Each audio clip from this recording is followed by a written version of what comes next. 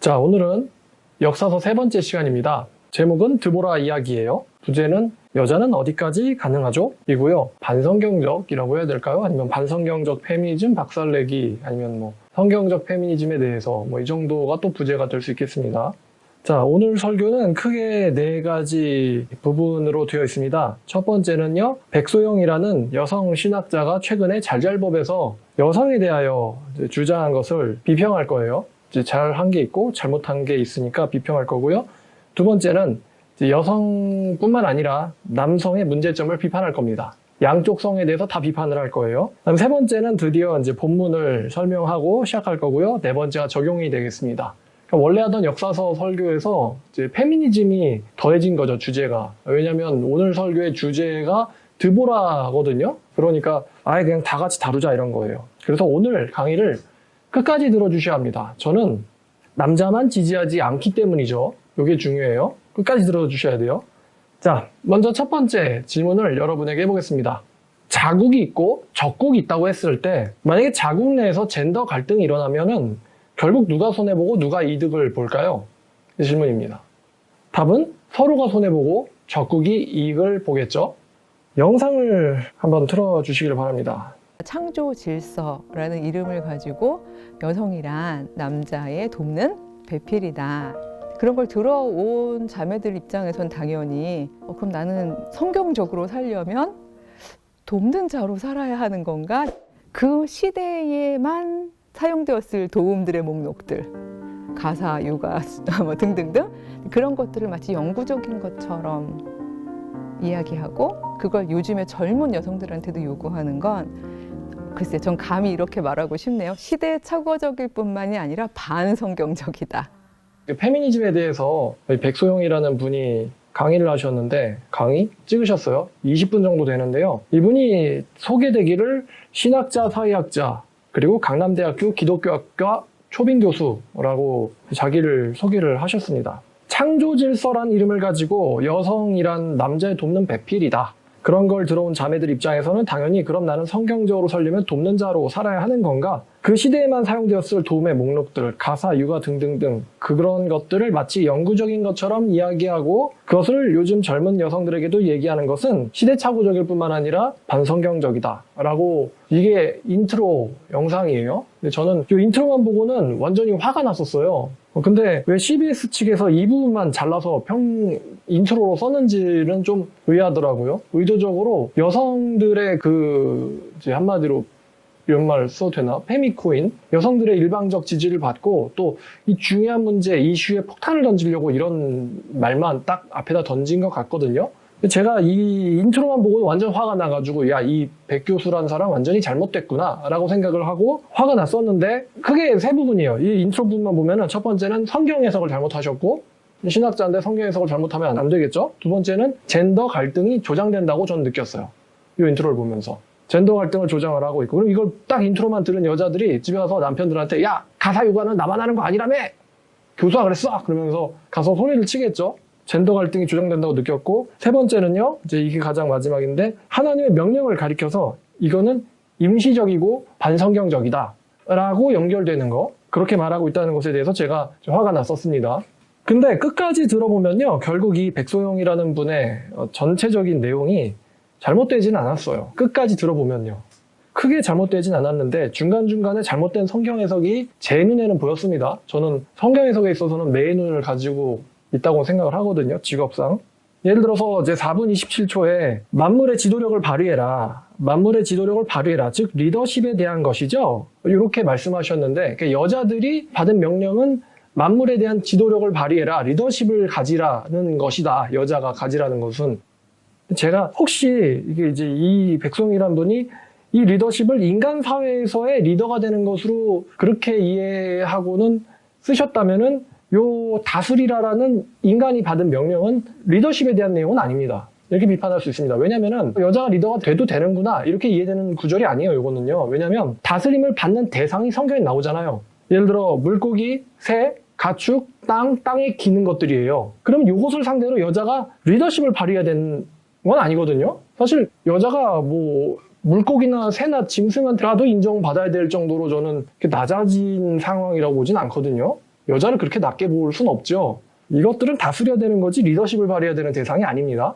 이런 게 이제 잘못됐다는 거예요, 성경주의가. 자, 그리고 또 뭐 6분 11초에 이 도움은 여자가 일방적으로 도와주는 걸까요? 아니면 쌍방의 도움일까요? 이런 말 하셨는데 이게 또 들어보면은 마치 이 돕는다는 게 가사나 집안일 같은 걸로 들려요. 돕는 자라고 했을 때 이 도움이 일방적일까요? 쌍방이 돕는 걸까요?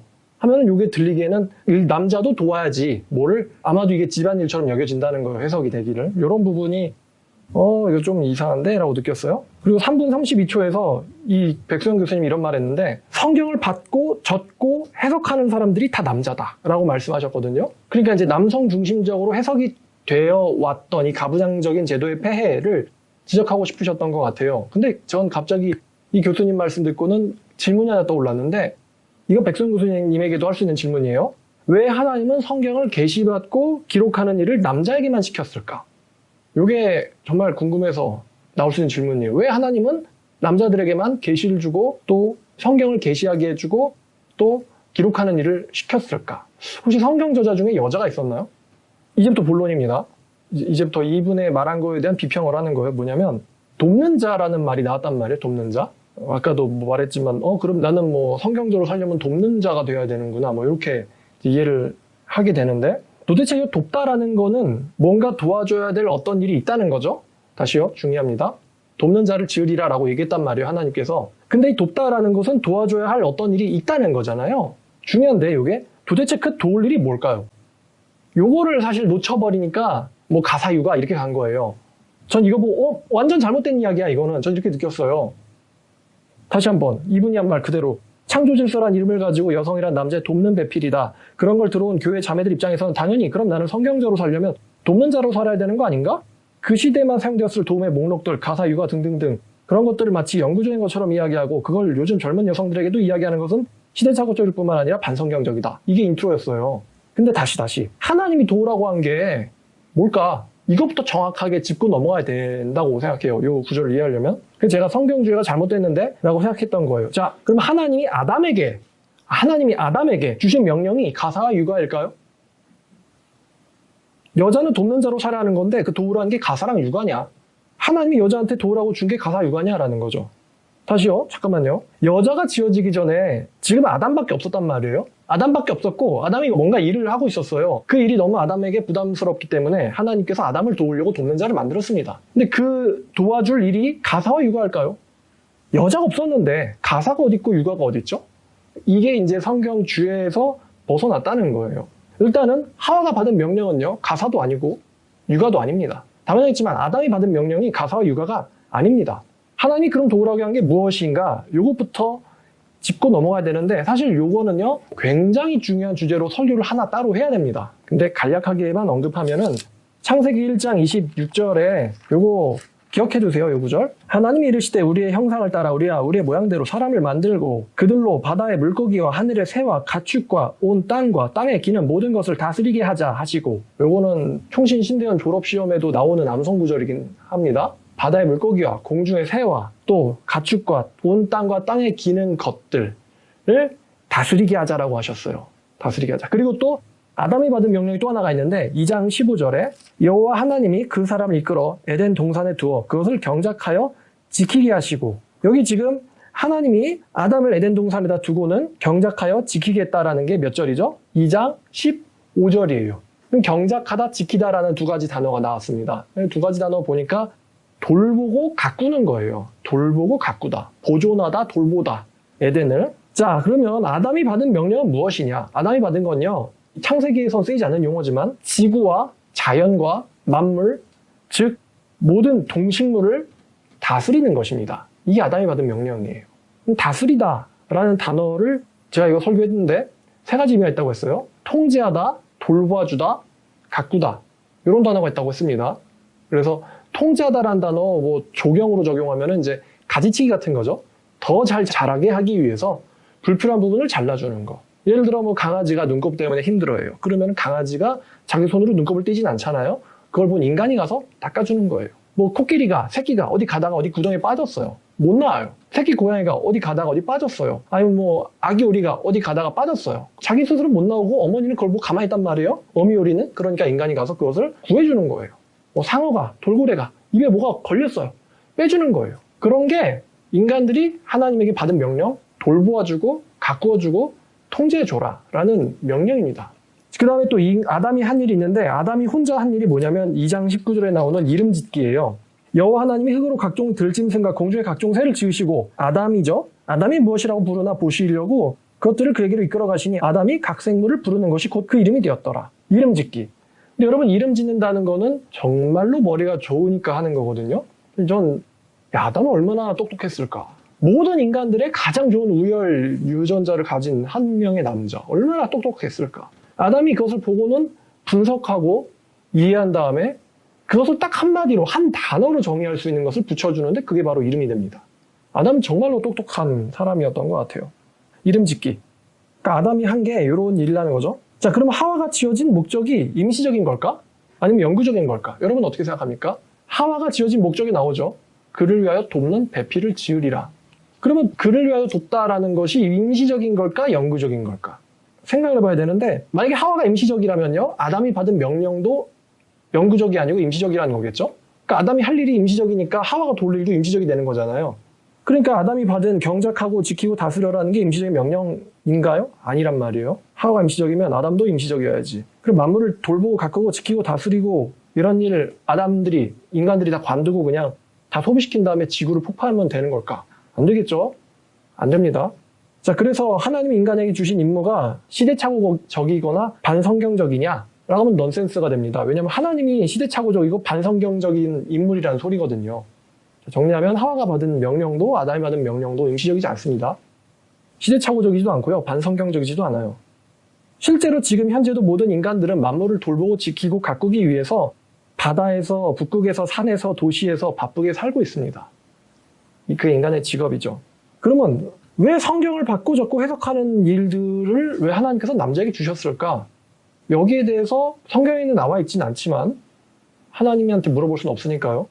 근데 바울이 이런 힌트를 줘요. 그리고 또 하나가 또 있는데, 하나님이 아담한테 처음으로 뭐뭐 하지 마라라는 금기사항을 줍니다. 그게 2장 17절에 나오죠. 2장 17절, 선악을 알게 하는 나무의 열매는 먹지 마라. 네가 먹는 날에는 반드시 죽으리라 라는 금기사항을 알려줍니다. 그 다음에 22절에 여자가 지어져요. 15절에 아담이 명령을 받습니다. 17절에 금기사항에 대해서 또 명령을 받아요. 그리고 22절에 누가 지어지냐면은 여호와 하나님이 아담에게 취하신 그 갈빗대로 여자를 만드시고, 이제 22절에서 여자가 만들어집니다. 그러니까 이름 짓기라든지 뭐 명령과 사명을 부여받은 것들, 그런 것들을 먼저 남자가 받은 것이라는 것이죠. 그리고 그것에 대해서 아마도 하와가 이제 아담에 의해서 교육받았을 거예요. 그래서 이제 전체적으로는 창세기 1장 26절, 28절처럼 하나님께서 그들에게 만물을 다스리게 하셨다. 이 그들이라는 이제 아담 부부를 같이 통으로 연결을 한 거예요. 자, 근데 창세기 3장 1절부터 6절까지를 보면은 여기서 여자가 성경을 해석하고 적용하는 데 있어서 최초로 문제를 일으키는 장면을 우리가 목격을 합니다. 뭐 다들 아는 거예요. 교회 다니는 사람이면은. 중요한 단어만 볼게요. 자, 3절 마지막에 이건 하와가 말하는 거죠. 하나님 뭐라고 우리에게 말씀하셨냐면 너희가 죽을까 하노라 라고 하셨다. 그랬더니 4절에 뱀이 여자에게 이르되 너희가 결코 죽지 아니하리라 라고 말을 바꿔버리죠. 그리고 6절이 이제 제일 문제가 되는데 제일 끔찍한 일이 일어났죠. 여자가 그 나무를 본즉 먹음직도 하고 보안직도 하고 지혜롭게 할 만큼 탐스럽기도 한지라. 자, 여기까지는 그럴 수 있다고 해요. 보는 건 자유니까. 하나님 보지 말라고는 안 했어요. 근데 여기서 여자가 그 열매를 따먹었다. 이제 이게 문제가 된 거죠. 성경 해석을 적용하는데 문제가 일어났어요. 따먹고 자기와 함께 있는 남편에게도 주매 그가 먹은지라 라고 돼 있죠. 그러니까 하나님은 말씀하시기를 반드시 죽는다. 근데 하와는 뭐라 그랬어요? 죽을 수도 있다. 뱀은 뭐라 그러죠?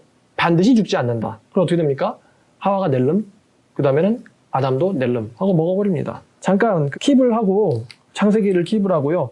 디모데전서 2장 11절부터 15절까지를 가면은 바울이 이런 말을 합니다. 자, 여자는 일제 순종함으로 조용히 배우라. 여자가 가르치는 것과 남자를 주관하는 것을 허락하지 아니하노니 오직 조용할지니라. 이는 아담이 먼저 지음을 받고 하와가 그 뒤며 아담이 속은 것이 아니고 여자가 속아 죄에 빠졌음이라. 이렇게 말하고 있죠.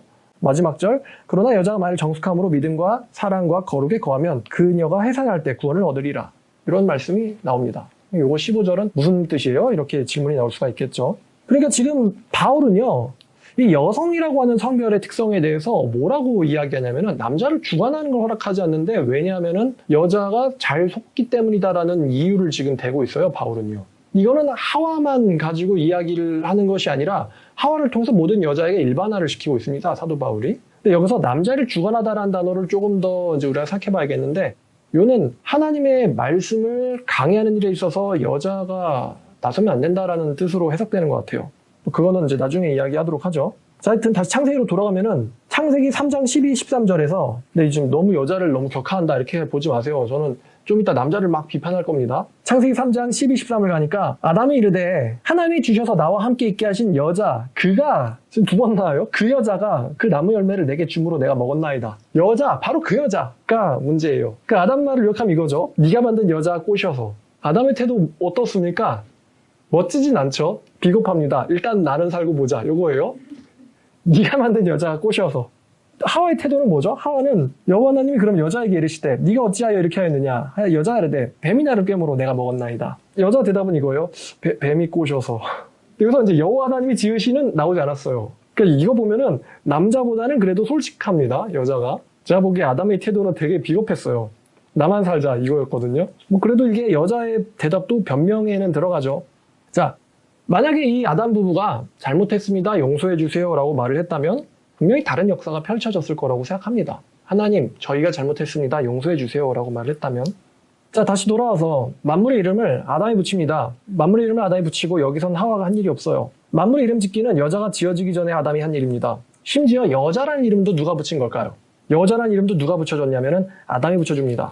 2장 23절을 보니까 아담이 이르되 이 여자는 내 뼈 중에 뼈요 살 중에 살이라 이것을 남자에서 취하였은즉 여자라 부르리라. 자, 여자의 이름을 누가 붙여주죠? 아담이 붙여줍니다. 그러니까 하와는 최초로 여자라는 이름을 가진 사람이었어요. 그럼 참고로 아담이라는 이름은 누가 붙여줬을까요? 하나님이 붙여줍니다. 하나님이 아담에게 이름 붙여주고 여자의 이름은 아담이 붙여줘요. 자, 하나님이 이 아담에게 만물을 지키고 다스려라, 돌보고 가꾸라 라는 명령을 주셨는데 이 명령이 남자 혼자 하기에는 너무 크고 버겁습니다. 그래서 하나님께서 그 명령을 하나님이 아담에게 주신 명령을 도우라고 지어주신 것이 바로 여자라는 것이죠. 그럼 여기서 이제 중요한데 그러면 남자가 여자로부터 도움을 받아야 되는 일, 다시요. 남자가 여자로부터 도움을 받아야 되는 일이 남자들이 자기 혼자 잘 먹고 잘 살려고 돈 버는 일일까요? 자기 욕심 채우는 일일까요? 아니면은 하나님의 일일까요? 하나님이 주신 명령을 도와주라고. 아니, 하나님이 주신 명령을 남자가 받았고 그 명령을 도와주라고 여자를 지어주셨거든요.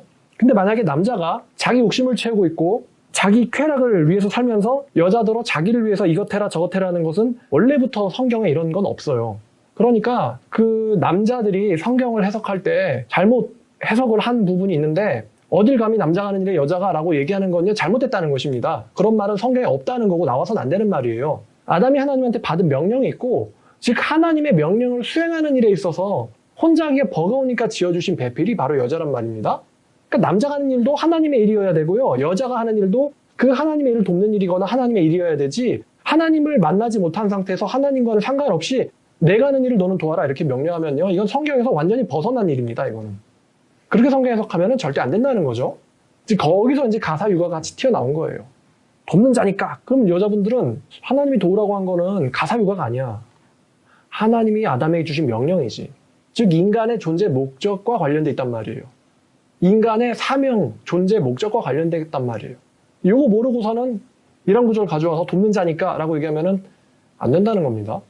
그래서 고린도전서 11장 8절과 9절을 보면 남자가 여자에게서 난 것이 아니요 여자가 남자에게서 났으며 또 남자가 여자를 위하여 지음받지 아니하고 여자가 남자를 위하여 지음을 받은 것이니 이건 분명히 사도 바울이 창세기를 얘기하는 거죠. 이거를 가지고 남자들이 성급히 일반화시키는 일은 피해야 된다는 거죠. 성경을 모르는 남자들, 다시 말하면 마귀 자식이 이거를 가지고 인용하면서 막 자기를 위해서 섬겨라 이렇게 얘기하면 안 된다는 거예요. 사도 바울은요, 로마서와 이 말씀들이 기록된 고린도 전서 등 바울 서신들에서요, 당대의 죄악들을 전부 비판하거든요.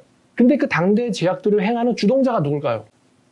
바로 남자들이란 말입니다. 그러니까 이거를 가지고 성경을 모르는 남자가 막 이 말씀을 인용하면 안 돼요. 따라서 요 고린도전서 11장의 말씀을 제대로 인용하려면요, 제대로 적용하려면요, 여기서 얘기하는 이 사도 바울이 언급하는 남자가 여자에서 난 것이 아니오라든가 아니면 뭐 그 11절, 12절과 같이 주 안에는 남자 없이 여자만 있지 않고 여자 없이 남자만 있지 아니하니라. 이게 제일 중요한 부분인데 이는 여자가 남자에서 난 것 같이 남자도 여자에서 말미암아 났음이라. 모든 것은 하나님께서 났느니라. 이런 데서 여자 남자를 언급할 때 이 여자 남자는 그냥 단순한 죄인, 그냥 단순히 남자 여자를 가리키는 것이 아닙니다. 사도 바울이 언급하는 여자 남자는 성경적인 창조 목적을 회복한 남자와 여자를 가리켜요. 성경적 창조 목적을 회복한 여자, 회복한 남자를 가리킵니다. 그렇게 인식해야 됩니다. 우리가 이 말씀을 인식할 때. 교회에서 이 말씀을 적용할 때요. 바울이 말하잖아요. 11절에서 누구 안에서? 주 안에서. 주 안에서는 남자 없이 여자만 있지 않고 여자 없이 남자만 있지 않다. 주 안에서란 말이 강조되고 있죠. 강조해야죠, 이거를. 성경적인 창조 목적이 회복된 남자와 회복된 여자가 중요한 것이지 이 성경적으로의 회복, 원래의 회복이 있지 않으면요. 다시 말하면 지옥 가는 사람들끼리 남자만 있든 여자만 있든 그러면 상관이 없죠. 그게 바로 현대 페미니즘 같아요. 현대 페미니즘. 현대 페미니즘 좀 극단적으로 말하면 남자 없는 세상이 이 사람들이 말하는 꿈꾸는 세상일 것 같거든요. 남자 없는 세상. 그럼 페미니즘에 빠진 여자분들에게 질문이 있는데 그분들한테 얘기해주고 싶은 게 있는데요. 요즘 젊은 남자들이 페미니즘을 비판할 때 뭐라고 비판하는지 아시나요? 이렇게 얘기합니다. 여자들이 할 줄을 모른다는 거예요. 여자들의 비판은 이거죠. 남자들은 문제만 일으킨다. 근데 또 남자들은 이렇게 말해요. 할 줄을 모른다. 여자들은. 여자만 있는 나라 만들어줘. 이것도 해달라는 거 아니냐. 왜 자기들 스스로는 만들지 못하냐. 이렇게 말합니다. 남자들이요. 만약에 한국에서 남자가 없어진다면 어떻게 될까요? 여러분 그 집에서 쓰고 있는 세면대, 변기, 싱크대, 수도관 이런 거 보수 누가 하죠? 어떻게 하죠? 그런 거 자꾸 쓰면 녹슬어가지고 새로 교체해줘야 되는데 또 집에 들어갈 때 있는 뭐 복도의 센서 등부터 시작해서 거실 등, 주방 등, 뭐 하다못해 베란다 등까지 그런 거 전선 다 누가 관리하거나 등 교체 누가 합니까? 여자들도 할 수 있는 분은 있긴 있을 것 같긴 한데 안보는 어쩌죠? 만약에 대한민국에 남자가 없다. 안보는 어떻게 해요? 북한이 가만히 있을까요? 바로 죽창과 총을 들고 내려올 겁니다. 근데 그게 현실에서 일어나지 않죠. 남한 여성들한테. 왜 그렇죠? 수많은 남자들이, 한국 남자들이 총과 탱크와 미사일과 전투기, 함선의 키를 잡고 북한을 지켜보고 있기 때문이죠. 또 여자들 말대로 강간 등 성범죄 대부분이 남자에 의해서 일어나죠. 그런데 그게 일상다반사는 아니에요. 실제로 현실에서 그런 일이 일상다반사가 안 되는 이유가 있는데 남자들이 한 손에는 순찰차 운전대를 잡고 한 손에는 권총을 잡고 길거리를 지켜보고 순찰하기 때문이거든요. 남자들이 문제만 일으킨다 이런 말에 대해서 좀 공감하는 부분도 있어요. 왜 사이비 종교의 교주들은 죄다 남자일까? 속이는 자는 남자가 많고 속는 자는 여자가 많고 근데 또 남자 교주들이 사기를 치니까 저 같은 남자 목사들이 비판하는 거 아니겠습니까? 자, 이게 이제 오늘 설교의 일부입니다. 자, 2부는 드디어 이제 본문을 들어가야죠. 자, 오늘 본문 되게 특이한 주제입니다. 사사기 4장이에요. 2대 사사가 에훗이었죠. 지난번에 제가 기괴한 행동으로 이렇게 아마 암살하지 않았을까 이렇게 이제 묘사를 했는데 3대 사사가 삼갈이고 이어서 4대 사사가 드보라입니다. 근데 특이하게도 이 드보라는 여자라는 것이죠. 다시 말하지만 이 드보라 사사가 여자라는 건 정말로 특이한 설정입니다.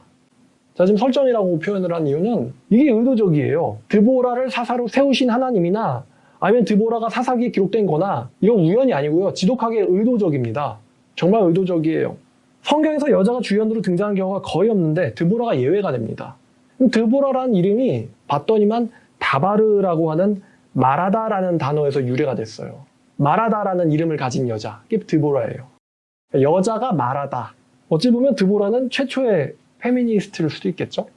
하필이면 근데 왜 이 여자, 선지자, 재판장이라는 드보라라는 사람이 등장했을까? 이 사사기 저자와 그리고 하나님께서는요, 두 명이죠. 사사기 저자와 하나님께서는 의도적으로 이 드보라와 시스라를 죽인 결정적인 역할로서 한 여자를 배치를 시켰는데 이 의도적이에요.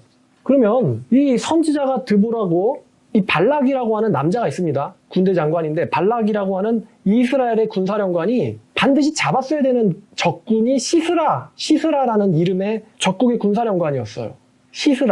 시스라를 바락이 놓쳤습니다. 근데 이 바락이 놓친 시스라를 잡아서 죽인 사람이 또 여자예요. 야엘이라는 여자인데 되게 의도적이란 말이에요. 사사도 여자고 남자가 등장을 하지만 큰 실수를 합니다. 그 실수를 만회하는 역할을 한 게 바로 또 이 야엘이라는 여자인 것이죠. 그러니까 의도적이라는 거예요.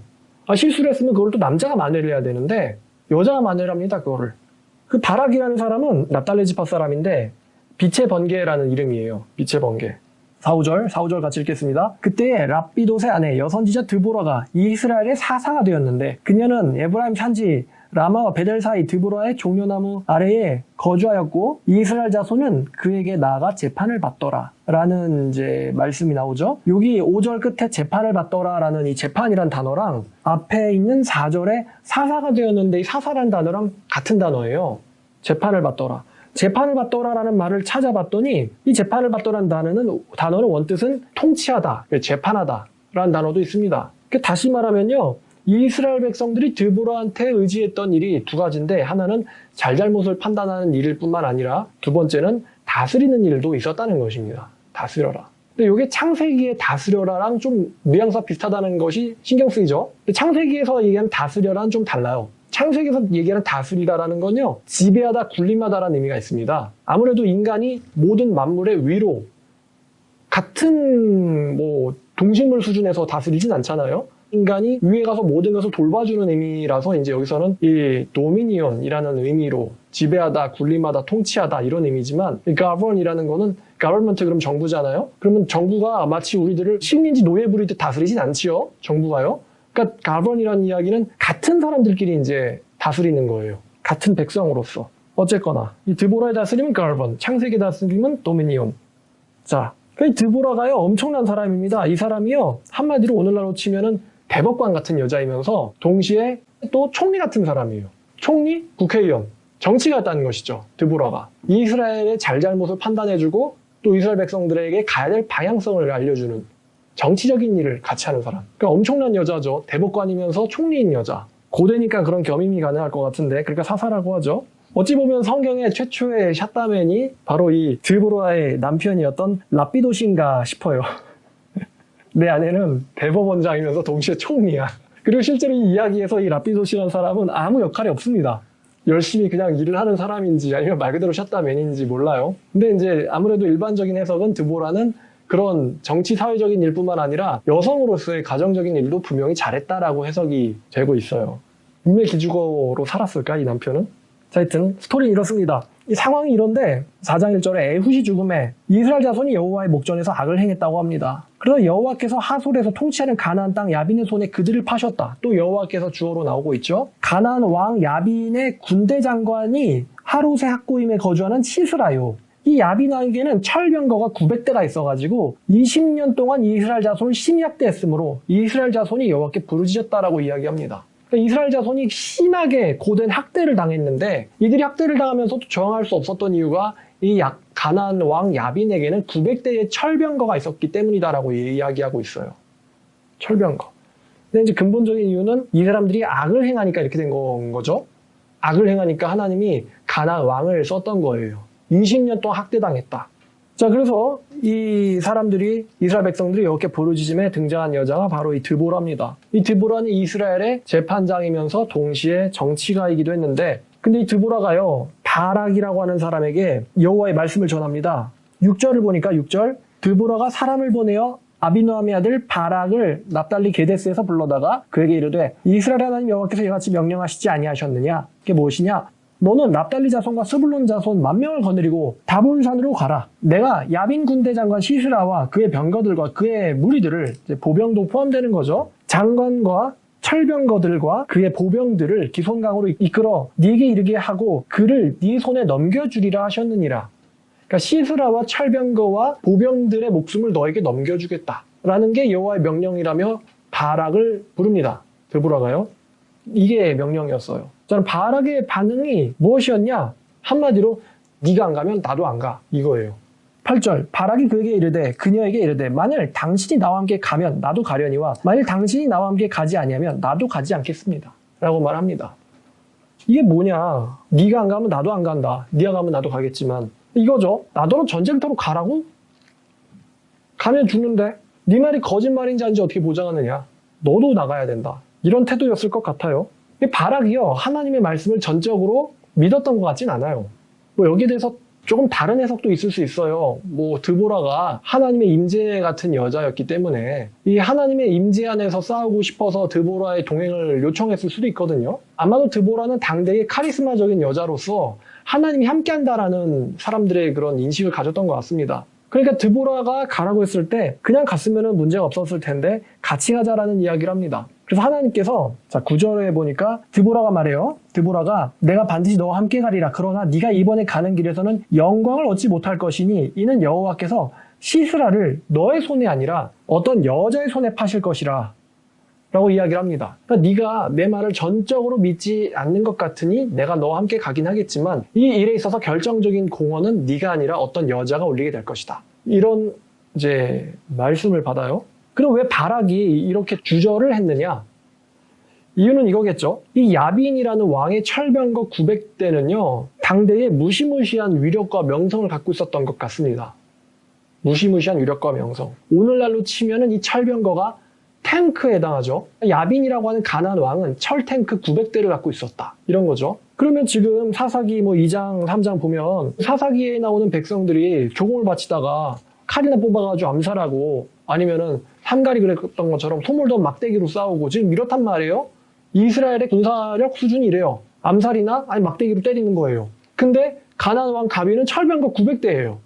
그러니까 이스라엘 백성들에게 가나안 왕 야빈은요 완전히 자기들이 경험하지 못한 차원이 다른 군세로 여겨졌을 거예요. 차원이 다른 군세. 저거는 소몰이 막대기로 이길 수 있는 수준이 아니에요. 저거는 가까이 가서 암살할 수 있는 수준이 아니에요. 저거는 철병거 900대는요. 그러니까 바락이요 저렇게 말하는 게 무리가 아니라는 거죠. 당신이 가면 저도 나갑니다. 이 말도요 사실 엄청난 말 아닙니까? 사실 바락이 드보라한테 기대했던 거는 칼 들고 앞에 나가서 싸우라는 이야기는 아니에요. 진영이 같이 있으라는 이야기였겠죠. 그리고 나가서 싸우는 일은 누가 해야 돼요? 자기가 해야죠. 그죠? 자기가 군사령관이니까 자기가 해야 된단 말이에요. 일반적인 반응 같으면은 뭐 나가라고? 너나 나가. 철병거 900대야. 근데 바락이 그래도 알겠으니까 같이 갑시다. 이렇게 얘기했다는 거는 바락도 보통 인물은 아니라는 거죠. 근데 이 바락이라는 사람도 강심장인 인물이지만 드보라의 이 카리스마와 믿음이 너무 세가지고 묻힌 남자가 바로 이 바락이에요. 드보라란 여자가 가진 카리스마와 믿음과 용기가 너무 세가지고 상대적으로 묻혀있는 사람입니다. 바락이. 자 13절에 이 사람들이 어디서 모이냐면은 자 시스라가 모든 병거 곧 철병거 900대 다 끌고 나왔어요. 자기와 함께 있는 모든 백성을 하루세 탁고임에서부터 기송강으로 모은지라. 야 저 이스라엘 애들 건방지구만. 저거 소몰이 막대기나 갖고 있는 놈들이 갑자기 막 군대를 모아? 이게 감히 이렇게 된 거죠. 모은지라. 근데 여러분 기송강 물이랑 병거 그러면 상성이 좋을까요? 안 좋을까요? 안 좋죠. 애굽 왕이 뭐하다 망했죠? 병거 가지고 자랑하다가 홍해 뛰어들어가서 망했어요. 그죠? 철병거 900대를 모았는데 이게 혼란이 일어나가지고 강에서 자 14절 보니까 자 드보라가 바락에게 이르되 일어나라 이는 여호와께서 시스라를 내 손에 넘겨주신 날이니라 여호와께서 너의 앞에 나가지 아니하시겠느냐 하는지라. 그러니까 이게 그냥 전쟁이 아니고 성전이라는 거예요. 신이 하시는 전쟁이다. 여호와께서 나가지 않겠느냐 하는지라. 이에 바락이 만명을 거느리고 다볼산에서 내려가니. 여러분 철병거 900대면요. 병거만 900대일 뿐만 그냥 약 1000대일 뿐만 아니라 이 문제는 이 병거에 탄 사람들이 무지하게 많다는 거예요. 병거는요. 이 기동성과 위력에 있어서 보병과는 상대가 안 됩니다. 아니 막대기나 칼 들고는 뛰는 사람이라면은 병거들은 가서 쳐박고는 쓸어버리는 무기예요. 게다가 병거만 단독으로 다니는 것이 아니고 이 병거에 뒤딸려 있는 보병들이 같이 간다는 거죠. 그러니까 일단 병거 떴다 그러면 앞에 있는 보병들이 할 일은 소리를 지르면서 도망가는 거예요.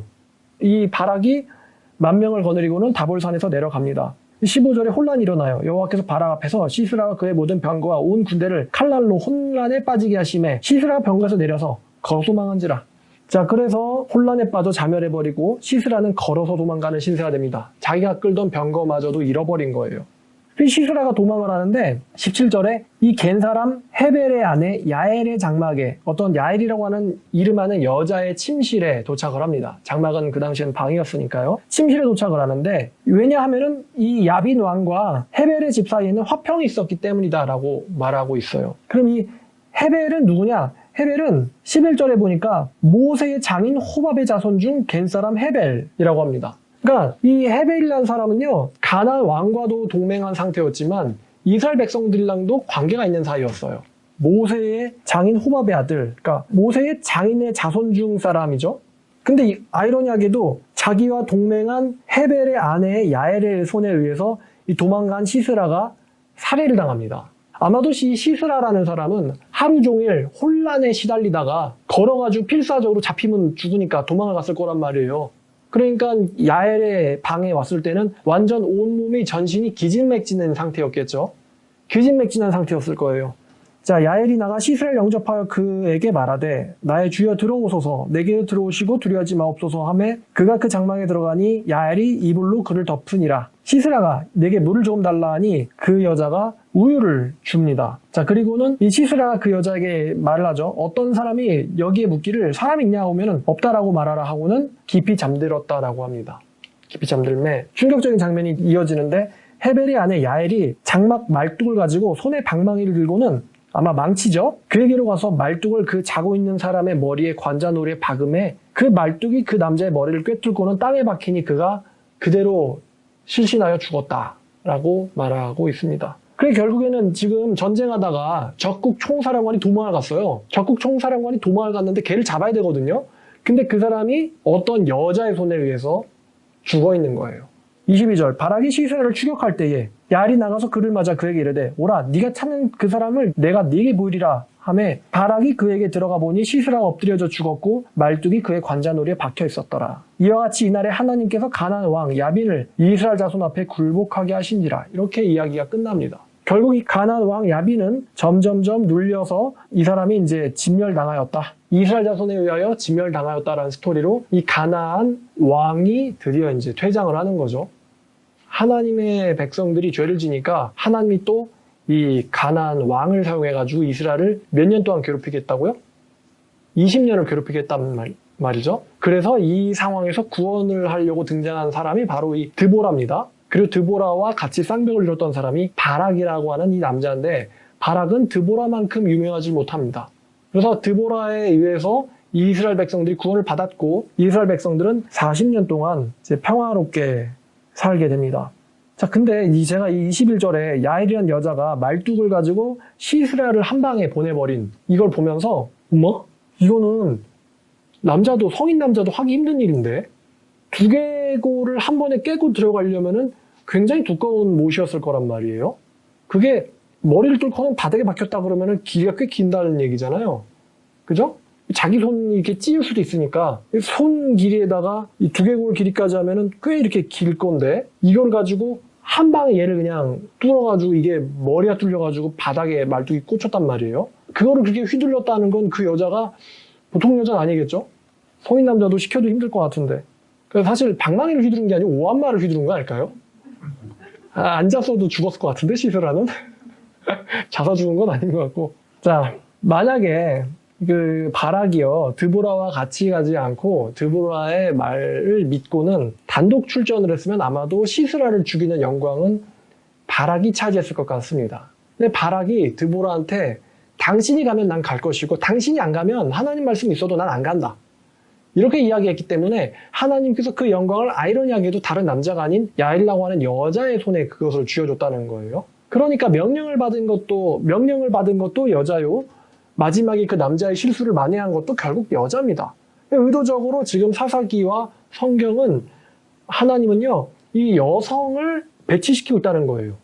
이거 단순한 전쟁이 아니고 이스라엘 백성들에게 뭔가를 교훈으로 가르치는 성전이었다는 것이죠. 이 성전에서 여자가 엄청난 역할을 수행을 했다는 것입니다. 결국에는 가나안 왕 야빈은 죽고 진멸당하고 말았죠. 그 다음에 이제 이 5장 내용이 나오는데 이 5장에 드보라와 바락이 여선지자 드보라와 군사령관 바락이 같이 노래를 합니다.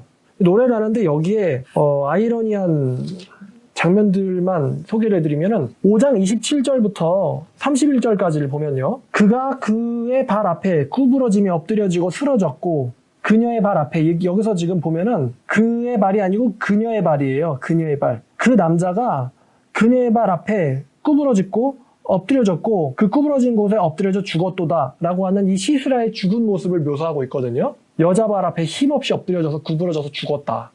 근데 한 사람이 성별이 다른 사람 앞에서 힘없이 구부러져가지고 죽임당하는 게 원래는 죽임당하는 쪽이 여자예요, 남자예요? 원래는 죽임당하는 쪽은 여자거든요. 죽이는 쪽은 누구죠? 남자란 말이에요. 이거는 원래는 남성에 의해서 힘없이 능욕당하는 여자의 모습을 묘사했어야 되는데 이게 지금 바뀌어 있어요, 지금. 바뀌어 있어요. 힘없이 구부러져 죽임당한 건 여자가 아니고 남자였어요. 이게 지금 역사적 모습을 보여주고 있어요. 시스라의 어머니가 창문을 통해서 28절 바라보기를 창살을 통하여 부르짖기를 내 아들의 병거가 어찌하여 더디오는가 그의 병거들이 걸음이 어찌하여 늦는가 하매 이게 지금 조롱하는 거예요. 이게 그러니까 그 시스라의 엄마의 시녀들이 아마도 이렇게 말하지 않았겠느냐. 지혜로운 시녀들이 대답하였겠고 그도 스스로 대답하기를 그들이 어찌 노량물이 없겠느냐. 아마 이스라엘 백성들은 한 주먹도 안 됐을 거니까 지금 왜 늦나요? 노량물을 탈취하느라 늦는 걸 거예요 라고 대답해 주지 않았겠느냐. 그 엄마한테 지금 이게 지금 조롱하는 거거든요. 출전했던 이 가나안 왕의 병사들마다 다 한두 처녀를 얻었으리라. 이 당시에는 여자들이 이런 취급을 받았다는 거죠. 전쟁에서 지면은 어떻게 되는지. 한두 처녀를 얻었으리라. 시스라는 여자뿐만 아니라 채색 옷을 얻었을 것인데 이 당시에는 옷이 엄청나게 비싸니까요. 어떤 채색 옷이냐면 그것도 수가 놓아진 채색 옷을 얻었을 것이다 라고 하면서 그 엄마를 위로해주고 있지 않겠느냐. 지금 조롱하는 거예요. 이 드보라와 바락이요. 그러나 여호와의 원수들, 주의 원수들은 다 이와 같이 망하게 하시고 주를 사랑하는 자들은 해가 힘있게 도둠같이 하시옵소서 라며 이 엄마와 시녀들의 이야기는 사실 망상에 불과했다라고 이야기하고 있죠. 그 땅이 40년 동안 평온하였더라. 이렇게 드보라의 통치가 마칩니다. 되게 역설이에요. 힘없이 죽어있는 거는 여자가 아니라 남자였다. 그리고 왜 출전한 병사들은 안 돌아오는 거야? 여자들을 겁탈하느라 늦고 있는 걸 거야. 근데 실제로 죽었던 건 이스라엘의 여자들이 아니고 가나안의 백성들이, 가나안의 병사들이었어요. 시스라는 오히려 반대로 여자에 의해서 죽어 있었어요. 역설이죠. 그러면서 주를 사랑하는 자는 해가 힘있게 도둠같이 하소서, 주의 원수들은 이같이 망하게 하소서 라는 중요한 말씀이 등장합니다. 이게요, 단순히 페미니즘이라는 주제로 접근할 이야기가 아닙니다. 이건요, 여자가 남자보다 대단한 거야 이렇게 이야기를 해야 될 주제가 아니고 지금 뭐가 문제냐면요, 드보라가 시스라를 이길 수 있었던 이유는 드보라가 하나님을 사랑했기 때문에, 하나님을 의존했기 때문에이고요. 시스라가 이렇게 힘 있는 철병거를 가지고서도 힘없이 죽게 된 이유는요, 이 사람이 주의 원수였기 때문이었어요. 그러니까 지금 이거는 여자 대 남자의 젠더 대결이 아닙니다. 이거는요, 하나님을 사랑한 사람과 하나님을 멸시했던 사람과의 대결이었던 거죠. 여기서 하나님을 사랑했던 사람이 드보라라고 하는 여자라는 것입니다. 결론은 어떻게 됐죠? 하나님을 사랑한 사람의 승리로 끝났어요. 그러니까 하나님을 사랑하고 신뢰하면은 여자라고 해서 남자에게 지지 않는다라는 것이죠. 그게 설령 전쟁이라 할지라도 말입니다. 이 이야기에서 드보라와 쌍벽을 이루는 사람이 아까 말했지만 바락입니다. 바락이요. 바락은요, 군사령관이죠. 10,000명을 소집할 정도의 통솔력도 있었고 실제로 전쟁에서 싸운 사람이 바락입니다. 드보라는 같이 가긴 했지만 실제로 전투에 참여하진 않았어요. 여자니까. 근데 그럼 왜 바락은 사사가 되지 못했을까라는 질문을 할 수 있어요. 왜 바락은 사사가 되지 못했을까? 아무리 군사령관이고 무력에 있어서, 무술에 있어서는 출중했을지는 몰라도 하나님을 전적으로 신뢰하는 데 있어서는 바락이 드보라에게 밀렸습니다. 요게 이제 중요하죠. 하나님을 철저하게 신뢰하지 못했어요, 바락은요. 따라서 하나님을 전적으로 신뢰하는 사람이 사사로서 필요했어요, 하나님께서는. 그리고 그 인물이 드보라였을 뿐입니다. 그게 여자였고 드보라였다는 것이죠. 한번 여러분 생각해 볼래요? 하나님만 전적으로 신뢰한다면은 사사가 될 수 있다 라고 한다면은 겁도 없는 여자들이 야, 내가 사사니까 내가 시키는 대로 따라와봐 이렇게 말할 수도 있겠죠. 여기저기서 종교 사기꾼 튀어나오듯이요. 근데 좀 생각해 보세요. 고대사회란 말이에요. 만약에 바락이 전쟁하러 나갔는데 바락이 전쟁에서 졌다면은 드보라는 어떻게 됐을까요? 드보라가 여자니까 전쟁에 안 나가니까 저렇게 나가라고 명령할 수 있는 거야 라고 생각할 수 있을지 몰라요. 근데 만약에 바락이 나갔는데 시스라한테 졌으면 분명히 시스라가 이스라엘로 쳐들어왔겠죠. 그래서 도대체 너를 보낸 인간이 누구야? 그래서 그게 드보라란 여자라는 걸 알게 되면 시스라가 반드시 드보라를 잡든가 데리고 오겠을 거예요. 고대에서 여자 지휘관이 있지도 않지만 남자 지휘관이 전쟁에서 져도 이게 패배자가 당하는 꼴은 매우 끔찍하거든요. 근데 만약에 여성이 군대 지휘관인데 전쟁에서 졌고 사로잡혔다면 어떻게 됐을까요? 그러니까 드보라가 그냥 객기로 한 말이 아닙니다. 드보라는요, 용기와 믿음에 있어서는 바락을 훨씬 압제했어요. 훨씬 바락보다 강한 믿음과 용기를 가진 여자가 바로 이 드보라였다는 것입니다. 그래서 드보라의 지휘 아래 바락이 출전했고 결과는 이겼다는 거죠. 그러니까 출전은 바락이 했지만 모든 책임의 당사자는 바로 드보라가 졌다는 것입니다. 하나님을 전적으로 신뢰하는 용감한 모습을 한 여자가 보여줬다는 것이죠. 목숨을 걸고. 실제로 드보라는 성경에 등장하는 수많은 남자 사사들과는 대조되는 사람입니다. 심지어 남자 다른 왕들과도 대조가 돼요. 나 왕 중에 제일 훌륭한 사람 그러면 다윗이죠. 근데 다윗도 하나님 앞에서 큰 잘못들을 자주 저지릅니다. 다른 사사는 말할 것도 없죠. 이 기드온이나 삼손 이런 사람들은요, 순간적으로는 멋진 영웅적 모습을 보여줬을지 몰라도 후반부에 갈수록 자꾸만 변질되거나 실망시키는 모습들을 보여줍니다. 끝끝내는 삼손 같은 경우는 사사들 중 가장 강력한 힘을 가졌음에도 힘없이 죽게 되는 모습을, 사로잡히게 되는 모습을 우리는 발견하죠. 근데 성경은요, 드보라에 대해서 어떠한 비판을 하지 않고 있어요. 드보라는 사사였고 그녀에 의해서 바락이 전쟁에 나갔으며 이스라엘은 승리했고 40년 동안 평안했다라고 어떠한 단점도 드보라에 대해서 지적하지 않고 있습니다. 그리고 이건 명백한 거예요. 어떤 남자도 보여주지 못했던 모습을 이 드보라라는 여자 사사가 보여주고 있었다는 것이죠. 그럼 이제 적용으로 가서 현대 기독교적인 페미니즘이 있다고 하는데 한번 문제를 언급해보죠. 이거는요, 여자가 이 주제를 가지고 봐라, 드보라도 했다라고 말을 할 수 있을지 모르겠지만요, 사실 잘 보면요, 이게 여자가 대단하다라는 주제로 갈 수 있는 이야기가 아닙니다. 이거는요, 여자가 한 게 아니고 드보라가 한 거예요. 드보라는 한마디로 여성 페미니스트들과는 다르다는 거예요. 일반적인 페미를 주장하는 여자분들이랑 드보라는 완전 다르다는 것입니다. 아까 말씀드렸지만 이 성경 말씀을 해석하는 데 있어서 여자가 중요하다, 남자가 중요하다는 건요, 사실 다 죄인인 인간의 관점에서 왜곡시키고 있다는 거예요. 도우라는 것도 뭘 도우라는 건지, 남자가 뭘 해야 되는 건지, 남자 여자한테 뭘 도와달라고 해야 되는 건지, 여자는 또 뭘 도와줘야 되는 건지, 이 모든 것이 왜곡된 상태에서 청중들한테 주입되고 있다는 것이죠. 주입되고 퍼지고 있어요. 드보라 이야기도 마찬가지입니다. 여자가 이런 일을 할 수 있어. 여자니까 말이야. 아닙니다. 드보라는요, 엄청난 믿음을 보여줬기 때문에 이런 게 가능했던 거예요. 사실은 전쟁을 수행하는 일은 남자인 바락이 했죠. 근데 전체적인 승리를 가져온 거는 드보라라는 믿음을 가진 여성 때문이었어요.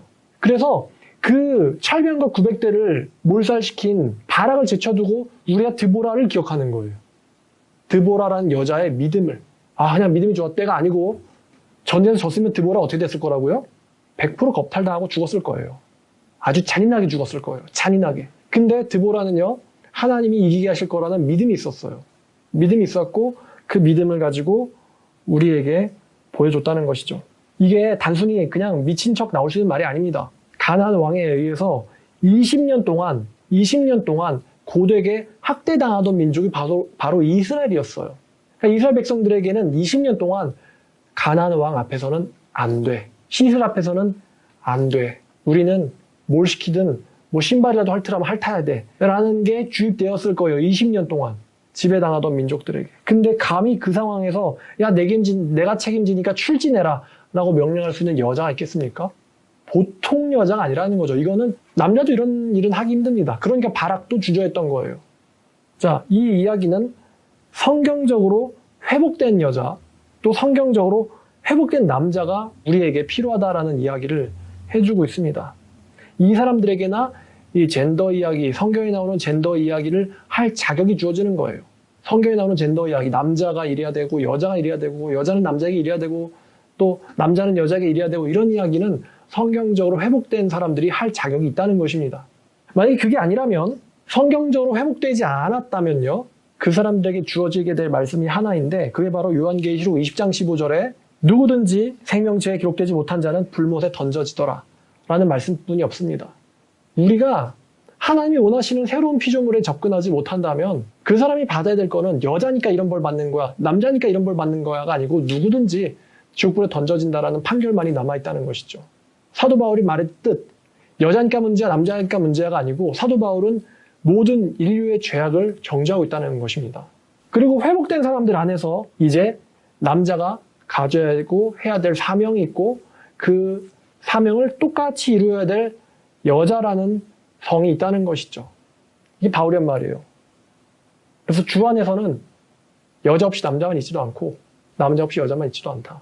만약에 남자가 그 역할을 감당을 못해요. 그 시대에서 그런 일을 감당하는 남자가 없어요. 남자가 있어야 되는데 없어요.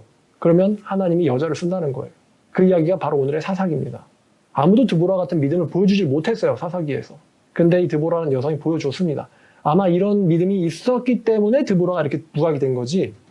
그런 믿음은 뭐 여자니까 가질 수 있고 아니면 남자만 가질 수 있고 뭐 믿음의 성차별이 어디 있습니까? 믿음 갖는데.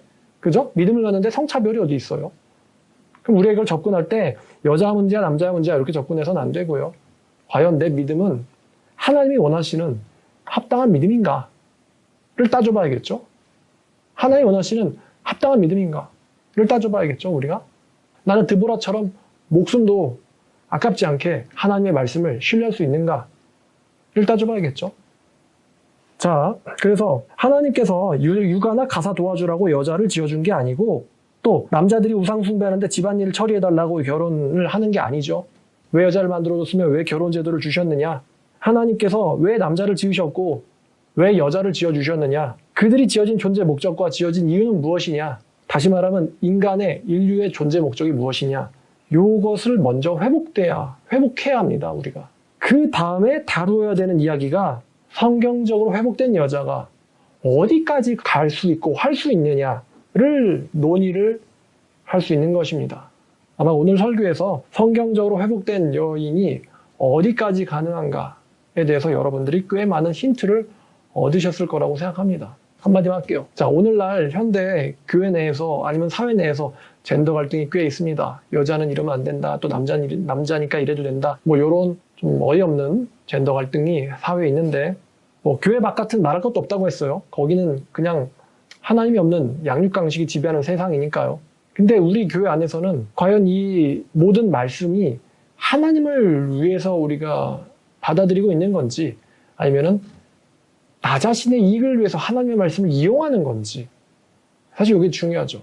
여자가 여자의 유익을 위해서 하나님 말씀을 이용해서 남자에게 적용하고 있는 건지 또 반대로 남자가 남자의 유익을 위해서 하나님의 말씀을 이용해서 여자에게 적용하고 있는 건지 여기에 대해서 우리가 분별을 해야 됩니다. 자, 오늘 말씀 여기까지 하겠습니다. 드보라 이야기였습니다. 기도하겠습니다.